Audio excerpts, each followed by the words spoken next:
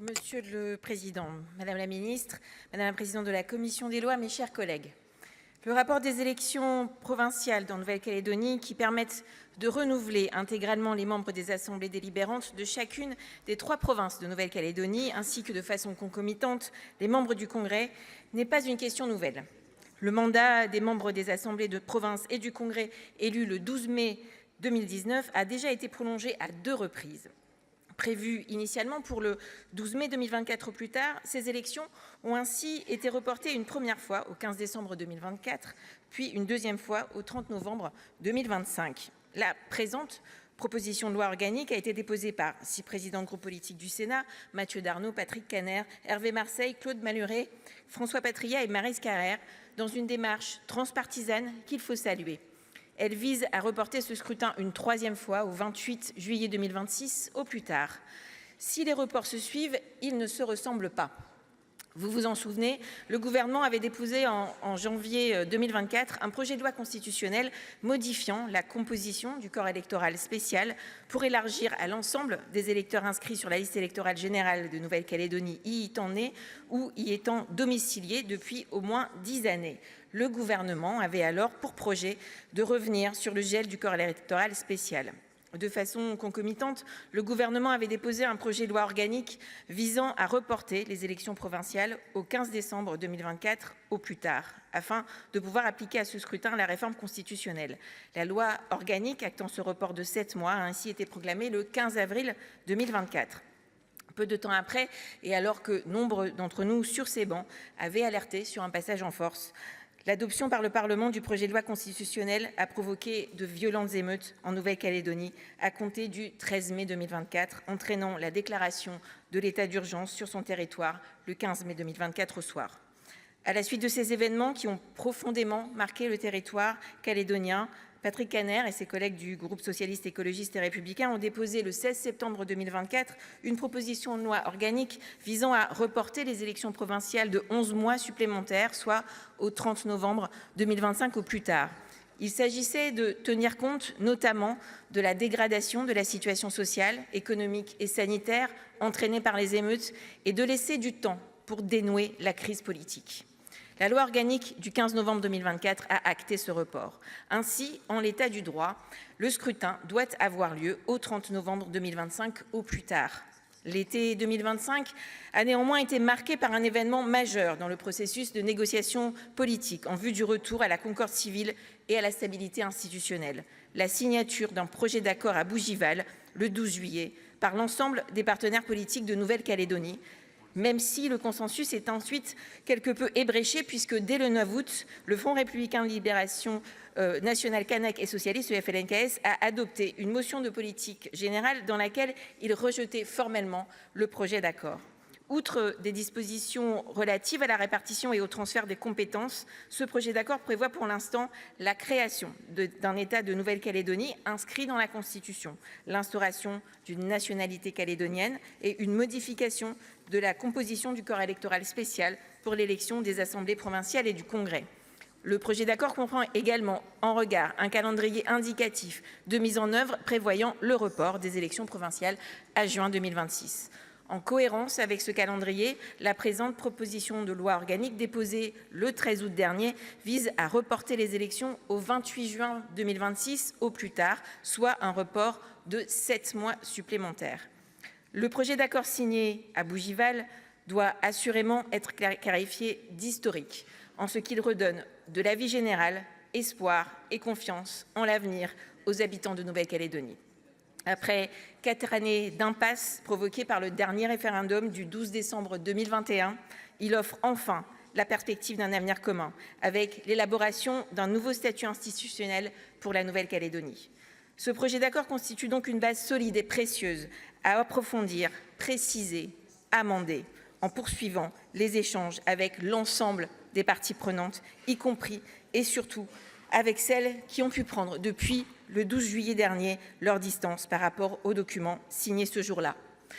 J'ajouterai aussi et surtout que le report de ces élections doit être vu comme l'opportunité de discuter, loin de toute pression liée à des échéances électorales prochaines. Sans consensus large, la porte ouverte à Bougival se refermera. Madame la Présidente, Madame la Ministre, Madame la Présidente de la Commission, Mesdames les rapporteurs, mes chers collègues, le présent de la Nouvelle-Calédonie est profondément façonné par son passé. Chacun le sait bien ici, lorsque son histoire se réactualise, elle donne le sentiment de se répéter, non pas parce que les événements sont identiques, mais parce que les femmes et les hommes enracinés sur cette terre retrouvent dans le passé des modèles ou des avertissements qu'ils croient reconnaître dans le présent. C'est dans cette logique de résonance entre histoire et actualité que s'inscrit la situation politique actuelle, qui conduit le Parlement à examiner pour la troisième fois le report des élections provinciales en Nouvelle-Calédonie. La loi organique du 15 avril 2024 avait inauguré un premier report des élections provinciales dans l'espoir de conclure un accord global. Cependant, cet accord n'a pas vu le jour, en grande partie parce que la confiance avait été brisée depuis l'organisation unilatérale du troisième référendum sur l'indépendance. Nous savons que tout recul du dialogue ou tout manque d'impartialité de l'État, Madame la Ministre, mine sa crédibilité auprès des partenaires calédoniens et expose la Nouvelle-Calédonie à une nouvelle crise. Le printemps 2024 l'a amplement démontré. Malgré les alertes répétées du groupe socialiste, l'adoption du projet de loi constitutionnelle modifiant le corps électoral a déclenché de violentes émeutes, rompant avec 36 années de paix civile. Madame la Ministre, depuis les émeutes de 2024, la Nouvelle-Calédonie traverse une situation critique. Crise du logement social, pénurie de soignants, fermeture partielle ou totale des usines de nickel, perte de milliers d'emplois, dégradation des conditions de vie et surtout peut-être perte de perspectives dans l'avenir. Malgré la deuxième tranche du prêt garanti par l'État et validé par le Congrès, le territoire reste profondément fragilisé. Les entreprises locales affrontent un vide assurantiel préoccupant. Quelles mesures concrètes le gouvernement prévoit-il pour stabiliser la situation économique, sociale et sanitaire dans une logique de prévention? Par ailleurs, le bilan humain des émeutes de 2024 inclut un 15e décès survenu au camp Est qui met en lumière l'état dégradé de cette prison et les dysfonctionnements profonds de la société calédonienne. Une enquête est en cours. Ne pourrait-on fournir à la famille des informations sur son avancement et sur les circonstances précises de ce décès? Dans ce contexte de tension majeure, le Parlement a adopté, sur la base de la proposition que j'avais formulée avec Corinne Narassiguin, Viviane Artigalas et Rachid Temal, la loi organique du 15 novembre 2024 prévoyant le deuxième report des élections provinciales et du renouvellement des membres du Congrès de la Nouvelle-Calédonie désormais fixé au plus tard au 30 novembre 2025. Un troisième et dernier report possible est prévu par la proposition de loi organique que nous examinons aujourd'hui. Je ne l'ai pas co-signé sans pleinement mesurer, comme les autres signataires, que décaler une élection sur une période aussi longue constitue un événement exceptionnel, qui ne peut se justifier que par des motifs impérieux et strictement non partisans, afin d'assurer des élections libres, équitables et sincères. Je considère possible aujourd'hui d'accepter une prolongation de ce délai de quelques mois encore, en raison d'un fait majeur, la signature le 12 juillet dernier d'un accord global dit de Bougival sur l'avenir institutionnel de la Nouvelle-Calédonie entre l'État et l'ensemble des forces politiques calédoniennes. Toutefois, compte tenu du caractère évolutif des négociations et du rejet formel constaté de l'accord par l'UC et FLNKS et le Sénat coutumier, des précautions particulières s'imposent. Dans sa déclaration du 24 septembre dernier, le FLNKS recomposé a réaffirmé ses principales exigences, que je souligne: maintenir les élections en novembre 2025, proclamer l'indépendance avant 2027, garantir un droit rapide à l'autodétermination, poursuivre le dialogue avec l'État et instaurer une justice transitionnelle valorisant l'identité kanak et la réconciliation. Les critiques que suscite ce texte méritent d'être entendues et confrontées au terme de l'accord de Bougival. À mon sens, tant que les pourparlers se poursuivent, il n'est pas pertinent de porter un jugement définitif sur son contenu et sa portée. Mais je tiens à dire néanmoins que, selon moi, les perspectives de cet accord, fondé sur l'accord de Nouméa, restent claires et orientent la Nouvelle-Calédonie vers la reconnaissance de l'État de Kanaki, Nouvelle-Calédonie. C'est pourquoi je considère que cet accord constitue un socle, le socle, pour orienter les négociations en cours sur l'après-Nouméa. Cette démarche doit s'inspirer de la méthode de Michel Rocard et Lionel Jospin, qui a permis de préserver la paix civile tout en favorisant les conditions d'un développement économique durable, équilibré du territoire. Cette approche, il faut le rappeler, puise ses fondements dans la déclaration de la table ronde de Nainville-les-Roches, 40 ans plus tôt, qui a posé le principe de la communauté de destin. Elle a conduit les indépendantistes à dépasser le concept d'indépendance kanak exclusive et les anti-indépendantistes à reconnaître pleinement l'identité kanak. Ce principe, désormais acquis, doit être scrupuleusement sauvegardé.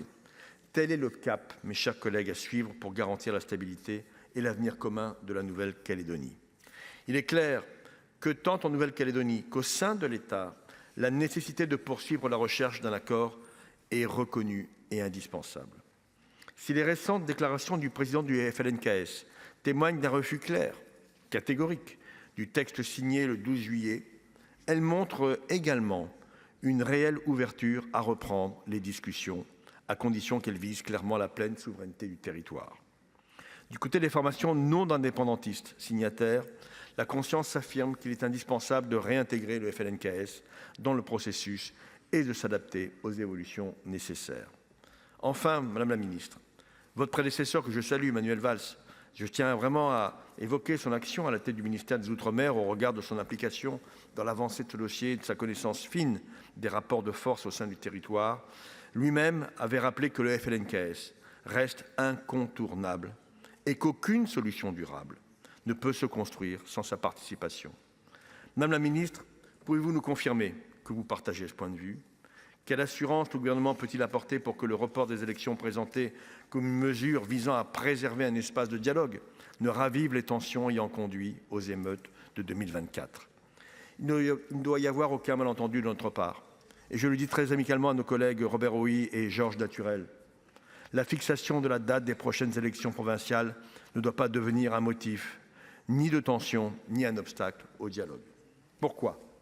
Parce que l'accord du 12 juillet 2025 ne peut être constitutionnalisé sans consensus et qu'un avenant doit refonder le préambule, reconnaître l'identité kanak, préciser le droit à l'autodétermination et définir des politiques économiques et sociales pour le territoire, notamment en ciblant la jeunesse calédonienne. Parce que les élections auront lieu dans quelques mois, quoi qu'il arrive. Soit fin novembre, si la situation nationale l'imposait, et vous connaissez le contexte, soit au plus tard le 28 juin 2026, si le Parlement en décidait ainsi.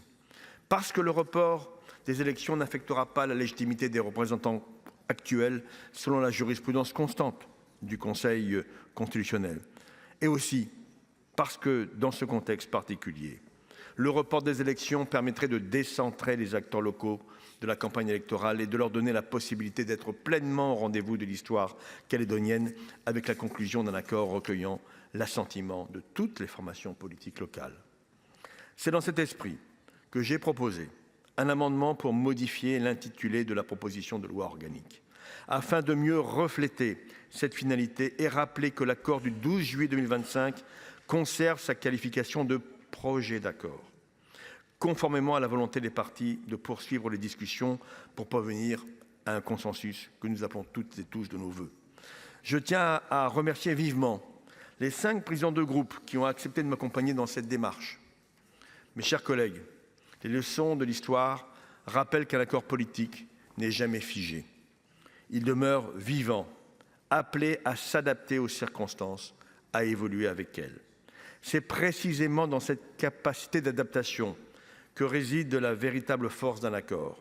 Loin de trahir son esprit, elle en assure la pérennité, permettant à chaque génération de tracer les voies d'un compromis équilibré et d'un avenir partagé. Mes chers collègues, il importe de rester confiant. Un alliage solide peut enfin émerger du creuset calédonien à condition que tous ces acteurs agissent avec courage et responsabilité. C'est pour cela que le groupe socialiste, écologiste et républicain votera cette proposition de loi organique.